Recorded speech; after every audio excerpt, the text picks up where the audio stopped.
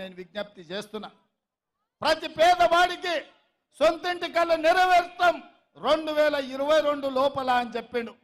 ఏ పేదవాడికి ఇల్లు ఇవ్వలేదు. అందుకే మోడీ ప్రభుత్వాన్ని బీజేపీని గద్దె దించాలి అని చెప్పి నేను ఈ సందర్భంగా తెలియజేస్తున్నా. ఇదే కాదు, జన్ధన్ ఖాతాలో స్విస్ బ్యాంకులో లక్షలాది కోట్ల రూపాయలు నల్లధనం ఉంది. ఆ నల్లధనాన్ని తెచ్చి ప్రతి పేదవాడి ఖాతాలో 15 లక్షల రూపాయలు వేస్తా అని నరేంద్ర మోడీ చెప్పిండు. నేను అడుగుతున్న మా అక్కల్ని, మా సోదరులని, మోడీ మీ ఖాతాలో ఒక్క పైసాన్ని వేసిండా? 10 పైసలన్నీ వేసిండా? ఏకాన కూడా మన ఖాతాలో అని మోడీ గారు 10 ఏళ్ల తర్వాత వచ్చి మళ్ళా పార్లమెంటు ఓటు అడుగుతున్నాడు అంటే మోడీ ఎన్నిసార్లైనా మనల్ని మోసం చేయొచ్చు అని అనుకుంటున్నాడు. అందుకే ఆలోచన చెయ్యండి మిత్రులారా. ఎప్పటికైనా పేదవాడి ప్రభుత్వం, పేదవాడికి అండగా నిలబడేది ఈ 3 రంగుల జెండాని. ఈ 3 రంగుల జెండాని నమ్ముకున్నోడు, పాడైనోడు ఎవడు లేడు. 3 రంగుల జెండా అండగా ఉంటే ఏదైనా ఛేదించవచ్చు.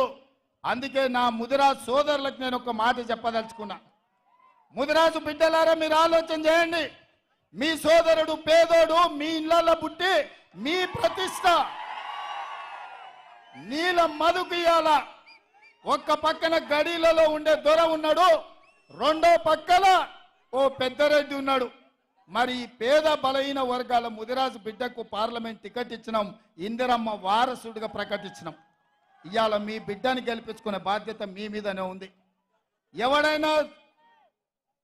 ఎవడైనా తులమిచ్చిండనో, వనమిచ్చిండనో, ఆపిచ్చిండనో, ఫుల్ ఇచ్చిండనో ఏదన్నా నమ్మితరంటే బీఆర్ఎస్ అభ్యర్థి ఎవడో మీకు తెలుసా?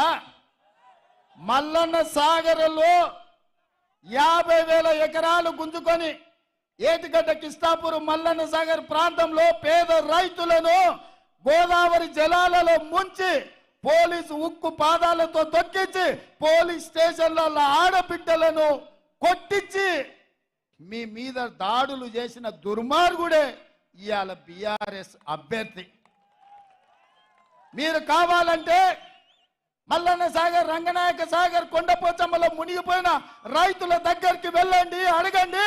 ఈ దుర్మార్గుడు వెంకట్రామరెడ్డి ఎవడు కలెక్టర్గా ఉండి ఇక్కడ రైతుల భూములు గుంజుకున్నోడు కాదా? వందలాది రైతుల కుటుంబాల మీద కేసులు పెట్టినోడు కాదా? మల్లన్న సాగర్ మా భూములు ఏమో అని అంటే పోలీసులను పెట్టి ఆడబిడ్డలను పరిగెత్తించి కొట్టినోడు ఈ వెంకట్రామరెడ్డి కాదా? ఏ ఊరోడు, ఎక్కడోడు, ఎక్కడికి వచ్చిండు, ఇక్కడ ఎంపీ కావాలనుకుంటుండో ఆలోచన చేయండి. ఎందుకు ఇచ్చిండు కేసీఆర్?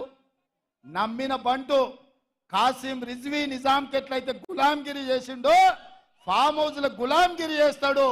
కాసిం రిజ్వీ తెలంగాణ ప్రజల మీద ఎట్లా దాడులు చేపించిండో మల్లన్న సాగర్లో 14 గ్రామాలను పొట్టన పెట్టుకున్న వెంకట్రామరెడ్డిని ఇవాళ బీఆర్ఎస్ వాడు అభ్యర్థిగా పెట్టిండు. నేను అడుగుతున్నా, పెద్దలు మదన్ రెడ్డి లాంటి వాళ్ళు కేసీఆర్కు పువ్వ లేనప్పుడు బుక్కెడు పువ్వ పెట్టినోడు మదన్ రెడ్డి లాంటి వాళ్ళకి టికెట్ ఇవ్వకుండా 1000 కోట్ల రూపాయలు కొల్లగొట్టిన వెంకట్రామరెడ్డికి టికెట్ ఇచ్చిండంటే కేసీఆర్ నీతి ఏందో జాతి ఏందో మీరు ఒక్కసారి ఆలోచన చెయ్యండి మిత్రులారా. అందుకే మిత్రులారా, మోడీని చూసినాం ఢిల్లీలో, గల్లీలో కేడీని చూసినాం. వీళ్ళిద్దరు తోడు దొంగలే గూడు పుటానే.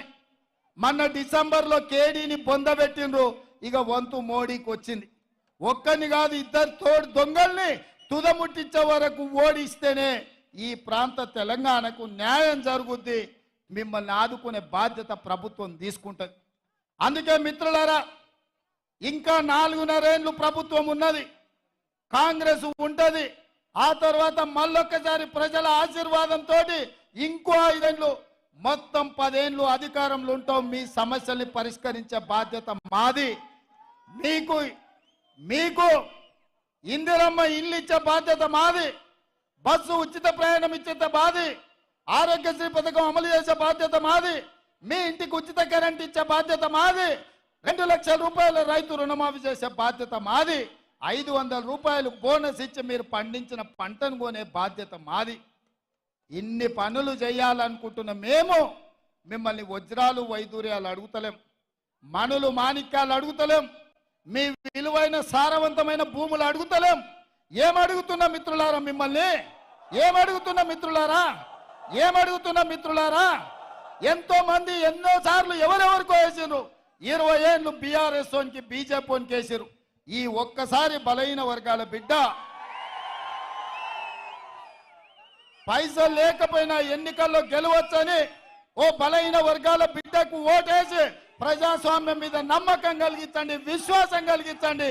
ప్రజా సేవలో ఉంటే పేదవాడైన పార్లమెంటుకు పోతాడని ఈ మెదకు గడ్డ నుంచే గెలిపించండి అని చెప్పి నేను మీకు అందరికీ విజ్ఞప్తి చేస్తున్నా. నీలం మధును గెలిపించడానికి మీరు సిద్ధమా? సిద్ధమా?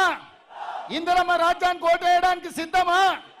రాహుల్ గాంధీని ప్రధానమంత్రిని చేయడానికి సిద్ధమా? కాంగ్రెస్ పార్టీని గెలిపించడానికి సిద్ధమా?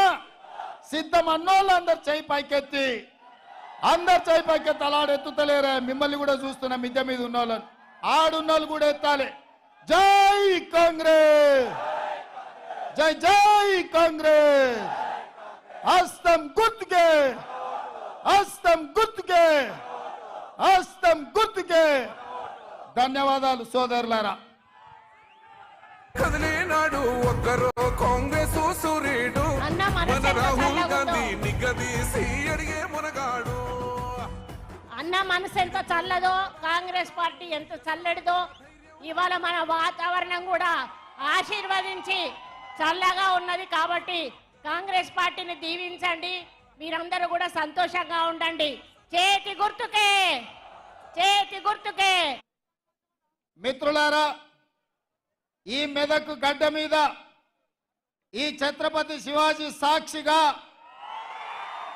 శాసనసభ ఎన్నికలలో ఏఐసిసి అధ్యక్షుడు మల్లికార్జున్ ఖర్గే గారు, నేను, మైనంపల్లి హనుమంతన్న ఇక్కడికి వచ్చి మా యువ మిత్రుడు రోహిత్ నామినేషన్ ఎప్పుడైతే ఏపించినామో ఈ రోజు కూడా మళ్ళా ఇక్కడి నుంచే ఈ ఛత్రపతి శివాజీ సాక్షిగా మేమందరం వచ్చి నీలం మధు నామినేషన్ ఇక్కడ ఏపిస్తుంటే వేలాదిగా మీరు వచ్చి అండగా నిలబడి ఒక బలహీన వర్గాల బిడ్డను మెదకు గడ్డ మీద గెలిపించడానికి మీ ఉత్సాహం, మీ ఊపు నాకెంతో సంతోషాన్ని, నమ్మకాన్ని కలిగించిందని నేను తెలియజేస్తున్నా. మిత్రులారా,